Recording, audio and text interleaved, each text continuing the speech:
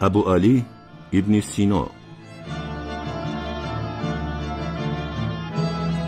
شیخ رئیس ابو علی ابن سینا یکی از بزرگترین فیلسوفان، عالمان، طبیبان و ادیبان فارس و تاجیک بوده در رشد و تمدن جهانی سهمی برجسته دارد.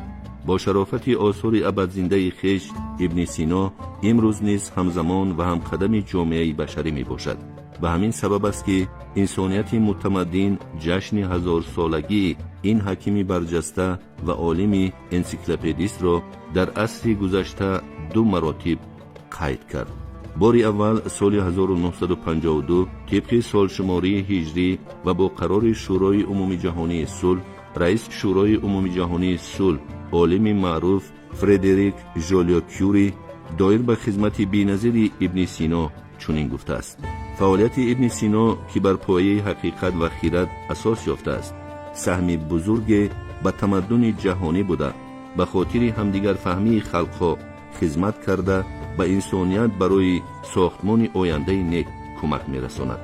بار دوم جشن 1000 سالگی ابن سینا سال 1980 طبق قرار یونسکو تجلیل گردیده، سهمی بزرگ او در رشد طب، فلسفه، منطق، طبیعت شناسی و دیگر علمها کاملا اعتراف کرده شد. آثار باقی مانده او بیشتر از 250 اثر را در بر میگیرد که در بین آنها کتاب الشفا، کتاب النجات، حکمت المشرقیه، کتاب الانصاف، دانشنامه، مبدأ و معاد، مباحثات، اشارات و تنبیهات اهمیت بزرگی علمی دارند.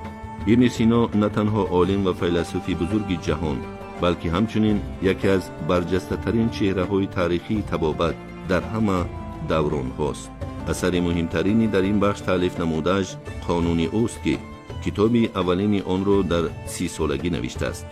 ابن سینا با ایجاد القانون و یک سلسله آثار دیگری طبی خود ضمن مقایسه و جنبستی دستاوردهای طبی هندی، یونانی، عربی و نیاگان خلق تاجیک پایدیوار طبابت نظری و عملی را بنیاد گذاشت که بر اعتراف محققان مشهور جهان جاودانه است. آثار ادبی او در زبان تاجیکی، فارسی و عربی در پیشرفت ادبیات تاجیک و فارس و تشکل زبان ملی ما نقش مهم دارد.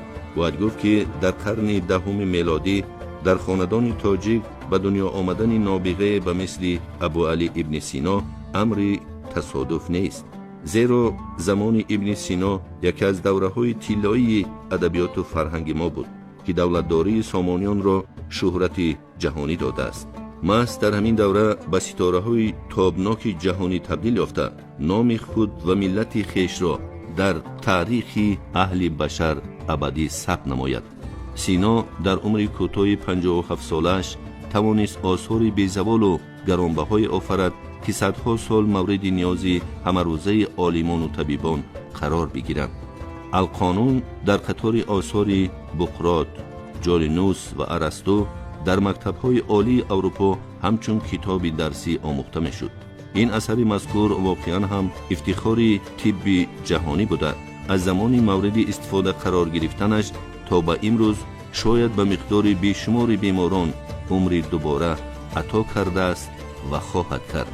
شخصیت ابو علی ابن سینا نمونه برجسته اراده قوی، روح توانای جسارت کم نظیر در مقابل همه گونه مشکل‌های زندگی می باشد.